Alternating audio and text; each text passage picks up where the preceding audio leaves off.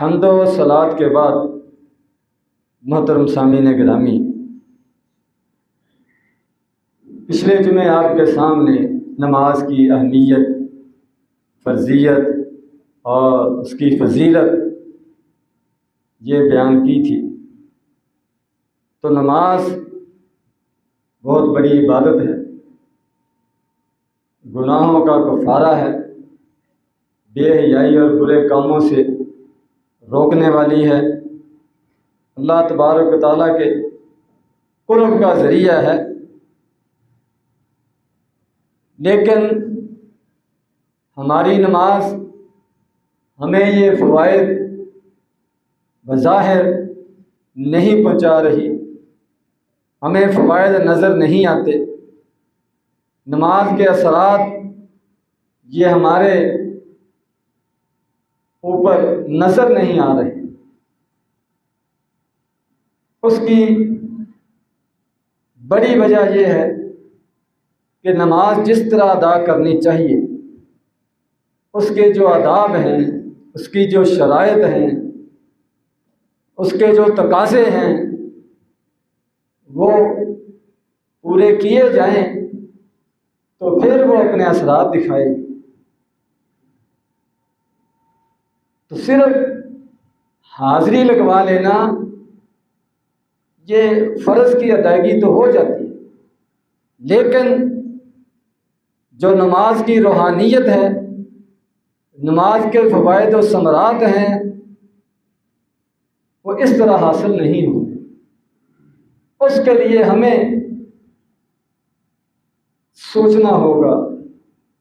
غور کرنا ہوگا کہ ہمیں نماز کیسے پڑھنی چاہیے اور ہماری نماز میں کہاں خامی ہے، کمی ہے، کوتاہی ہے، جس کو دور کرنا چاہیے۔ قرآن مجید کے اندر اللہ تبارک و تعالیٰ نے فرمایا قد افلح المؤمنون الذین فی صلاتہم خاشعون، کہ وہ ایمان والے فلاح پا گئے، کامیاب ہو گئے، جو اپنی نمازوں میں خشوع اختیار کرتے ہیں، ان کی نمازوں میں خشوع ہوتا ہے۔ ایمان والوں کی کامیابی کا ذکر ہے اور ان کے بہت سے اوصاف ذکر کیے گئے ہیں، اور ان میں سے ایک یہ ہے کہ وہ جب نماز ادا کرتے ہیں تو خشوع کے ساتھ ادا کرتے ہیں۔ تو گویا کہ صرف نماز کے لیے حاضر ہو جانا اور فرض ادا کر لینا یہ پورا فائدہ نہیں دیتا جب تک اس نماز کے اندر خشوع نہ ہو۔ اور خشوع کا معنی ڈر، یعنی اس حالت میں آدمی نماز پڑھے کہ اس کے باطن میں، اس کے دل میں ڈر والی کیفیت طاری ہو، اور اس کے ظاہری اعضاء وہ بھی اس کی گواہی دے رہے کہ یہ اللہ تبارک و تعالیٰ سے ڈر کر، اللہ تبارک و تعالیٰ کی ذات کو پہچان کر، اور میں کس کے سامنے کھڑا ہوں یہ جان کر نماز ادا کر رہا ہے، یہ اس کا ظاہر بھی بتائے اور اس کے باطن کے اندر بھی یہ چیز ہو، پھر ہماری نماز اس کے اندر وزن پیدا ہو سکتا ہے، اس کے اندر حسن پیدا ہو سکتا ہے، اور ہمارے لیے وہ فوائد و ثمرات کا مجموعہ بن سکتی ہے۔ ابو داؤد شریف کی روایت ہے، نبی کریم صلی اللہ علیہ وسلم نے فرمایا کہ بہت سے نماز پڑھنے والے ایسے ہیں کہ نماز پڑھ کر فارغ ہوتے ہیں، ان کو نماز کا 10واں حصہ یہ بھی نصیب نہیں ہوتا، 10واں حصہ بھی ان کو اجر نہیں ملتا، پورا اجر تو دور کی بات، 10 حصوں میں سے ایک حصہ صرف یہی ملتا ہے، کسی کو 9واں حصہ ملتا ہے، کسی کو 8واں حصہ ملتا ہے، یعنی ہر ایک کے حصے میں جو اجر و ثواب آتا ہے وہ ایک جیسا نہیں ہوتا، اور بہت کم ہیں جن کو پورا ملتا ہے۔ اور اس کی وجہ کیا ہے؟ نماز تو سارے ایک جیسی پڑھتے ہیں، امام کے ساتھ پڑھے تو سب کچھ برابر ہوتا ہے، رکوع سجدہ بھی سب کا ایک جیسا، قیام بھی سب کا ایک جیسا، تشہد بھی سب کا ایک جیسا۔ تو وجہ کیا ہے؟ ثواب سب کا برابر کیوں نہیں؟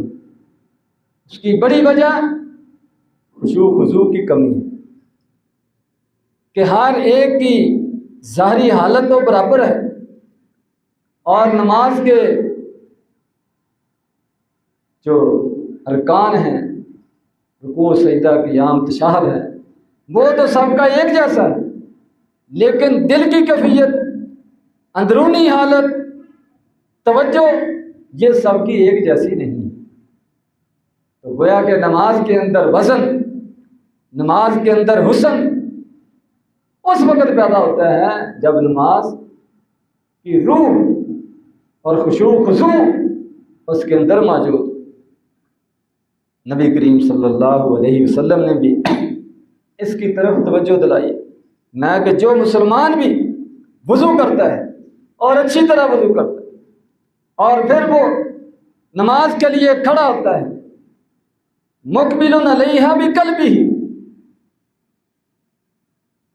کہ اس کا دل نماز کی طرف متوجہ ہوتا ہے،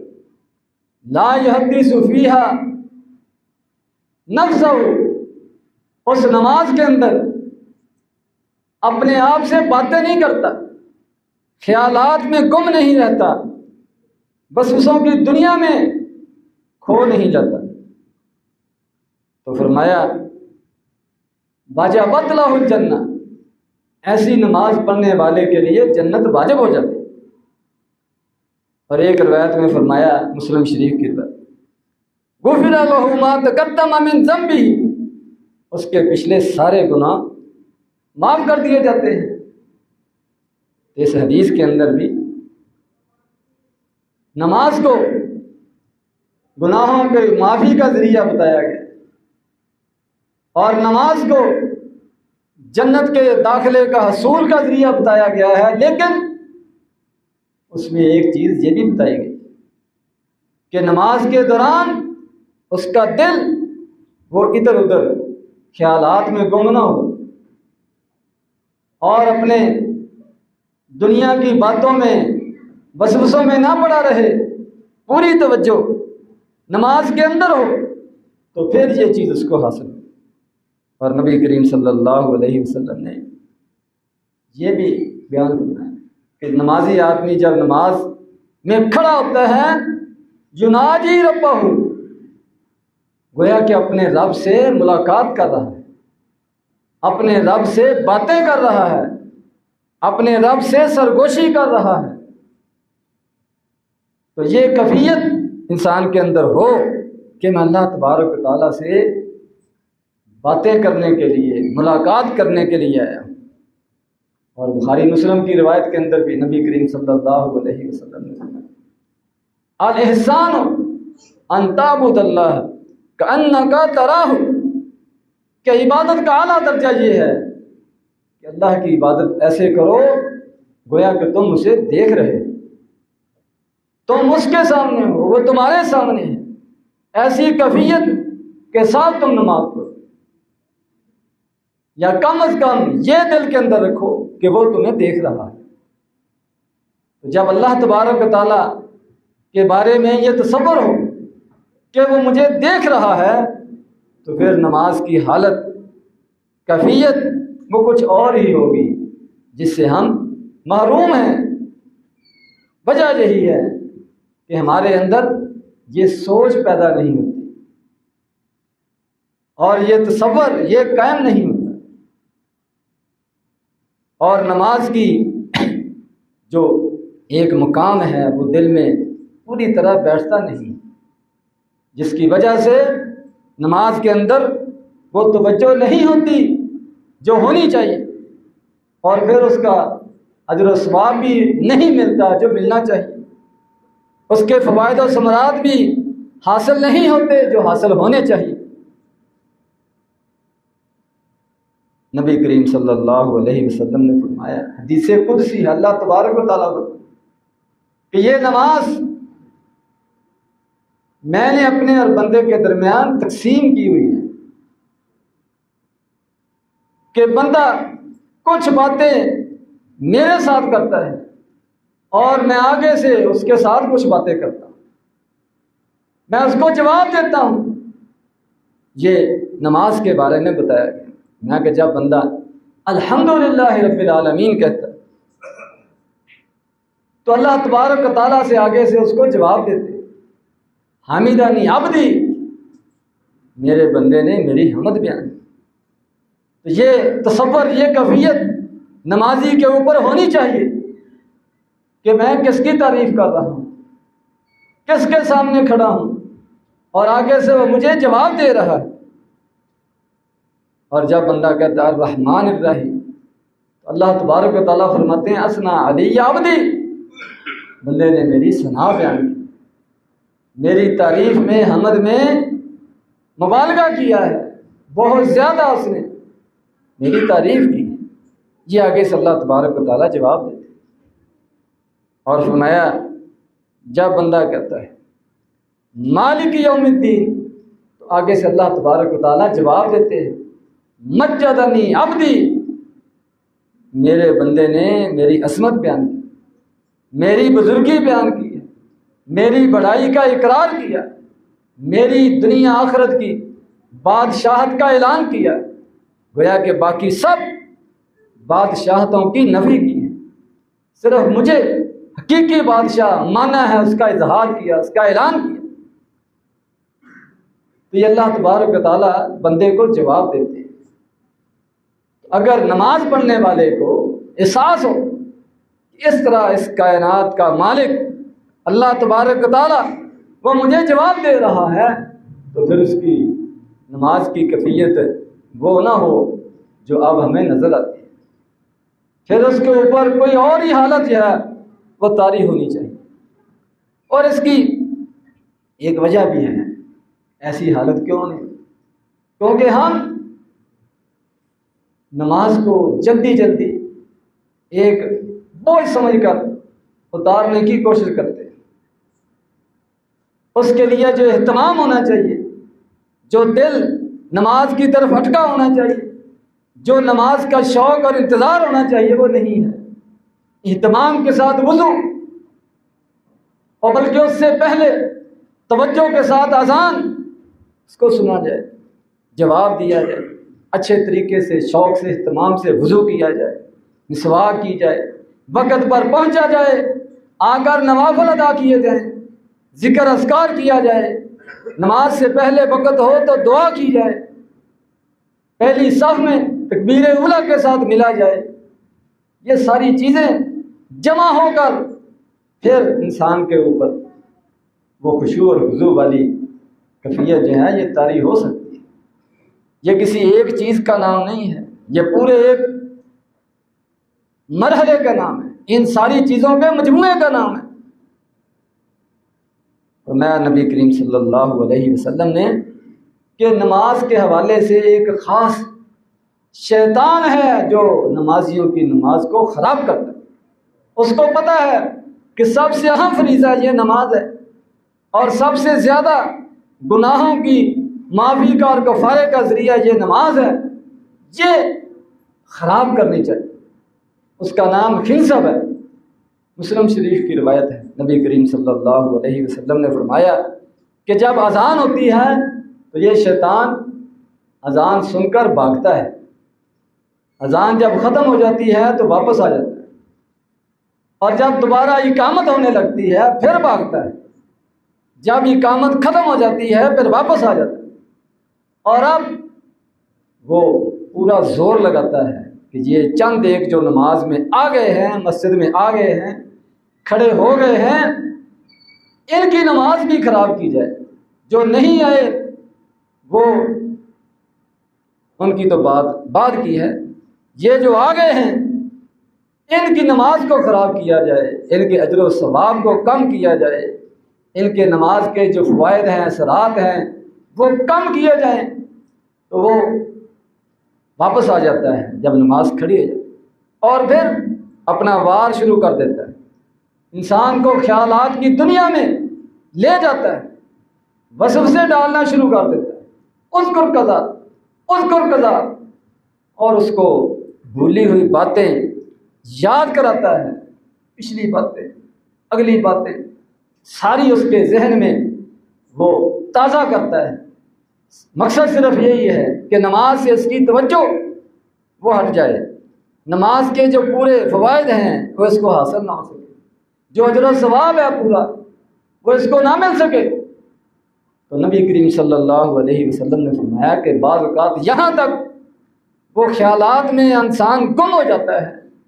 اس کو یہ بھی سمجھ نہیں آتی کہ میری رکعتیں کتنی ہوئی،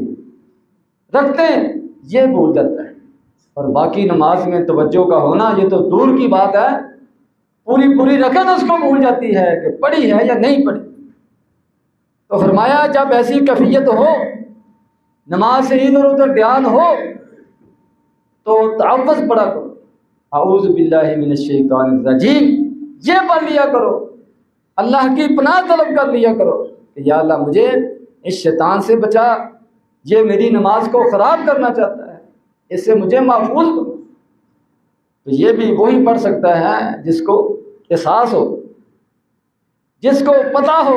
کہ میری نماز خراب ہو رہی، نماز کے اندر خلل آ رہا ہے، اس کے بارے میں کچھ سوچنا چاہیے، وہی پڑھے گا۔ تو یہ نبی کریم صلی اللہ علیہ وسلم نے ہمیں آگاہ کر دیا ہے کہ نماز جو ہے اس کے اندر گویا کہ تمہاری شیطان کے ساتھ جنگ ہے، یہ ایسے ہی آگے اور نماز پڑھ لی ایسے بات نہیں چلے، اس میں پورا ہوشیار ہو کر کھڑا ہونا پڑے گا، پورا مقابلہ کرنا پڑے گا، اپنی توجہ پوری نماز کی طرف رکھنی پڑے گی، تب جا کر کچھ حاصل ہوگا۔ اور نبی کریم صلی اللہ علیہ وسلم نے نماز کے خشوع و خضوع کے حوالے سے اطمینان، اعتدال، نماز کے تمام ارکان اس کو تسلی کے ساتھ ادا کرنا، اس کا بھی خاص طور پر حکم دیا۔ بخاری مسلم کی روایت کہ ایک آدمی آیا، اس نے جلدی جلدی نماز پڑھی اور نبی کریم صلی اللہ علیہ وسلم کے پاس آ کر بیٹھنے لگا، سلام کہا تو آپ نے سلام کا جواب دیا اور کہا ارجع فصلی فإنک لم تصلی، کہ تم دوبارہ نماز پڑھو، تم نے نماز نہیں پڑھی۔ 2-3 بار اس کے ساتھ ایسے ہوا، پھر آپ نے اس کو بتایا کہ اس کی غلطی کیا ہے، کمی کہاں ہے، تو فرمایا کہ یہ تم جلدی جلدی جو رکوع سجدہ کرتے ہو، یہ نماز کو خراب کر دینے والی بات ہے۔ تو تمام ارکان یہ توجہ کے ساتھ، اطمینان کے ساتھ، تسلی کے ساتھ ٹھہر ٹھہر کر یہ ادا کیا کرو، ورنہ تمہاری نماز نہیں ہوگی۔ اسی طرح نبی کریم صلی اللہ علیہ وسلم نے یہ بھی نصیحت فرمائی ہے نماز کے حوالے سے، اطمینان کے ساتھ ساتھ، کہ آدمی جب نماز میں ہوتا ہے تو اللہ تبارک و تعالیٰ کے سامنے کھڑا ہوتا ہے، اللہ تبارک و تعالیٰ اس کے سامنے ہوتے ہیں، وہ اللہ کے سامنے ہوتا ہے، اللہ سے باتیں کر رہا ہوتا ہے، تو اس لیے پورا دھیان، پوری توجہ اور اپنی نظریں یہ سامنے رکھنی چاہیے، اور نماز میں آدمی کو وہ توجہ رکھنی چاہیے۔ اور جب آدمی ادھر ادھر توجہ کرتا ہے اور فضول حرکتیں کرتا ہے اور ادھر ادھر دیکھتا ہے، تو فرمایا اللہ تبارک و تعالیٰ بھی اپنی توجہ اس سے ہٹا لیتے۔ تو گویا کہ اللہ تبارک و تعالیٰ کی توجہ اس وقت تک اس کی طرف رہتی ہے جب وہ اپنی توجہ نماز کے اندر رکھے، خشوع و خضوع کے ساتھ ادا کرے، ادھر ادھر نہ جھانکے اور کوئی فضول حرکت نہ کرے، پورا دھیان نماز کی طرف رکھے، تو اللہ تبارک و تعالیٰ بھی پوری توجہ اس کی طرف رکھتے ہیں، اور پھر یہ نماز اس کے لیے دنیا آخرت کی کامیابی کا ذریعہ بنتی ہے۔ اور اگر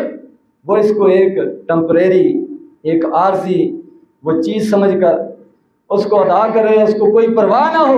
کہ میں نے کیا پڑھا ہے، اس سے مجھے کیا حاصل ہوا ہے، تو پھر اللہ تبارک و تعالیٰ کی طرف سے جو رحمتیں ہیں، برکتیں ہیں، یہ بھی نازل نہیں ہوتی، جو گناہوں کی معافی ہے وہ بھی مشکل ہے۔ اس لیے ہمیں اپنی نمازوں کی پابندی کے ساتھ ساتھ ان کی پوری حفاظت، ان کے اندر پورے آداب، خشوع خضوع، اطمینان، ان ساری چیزوں کا خیال رکھنا چاہیے۔ اللہ تبارک و تعالیٰ مجھے اور آپ کو سمجھنے کی، عمل کرنے کی توفیق عطا فرمائے۔ وآخر دعوانا الحمدللہ رب العالمین۔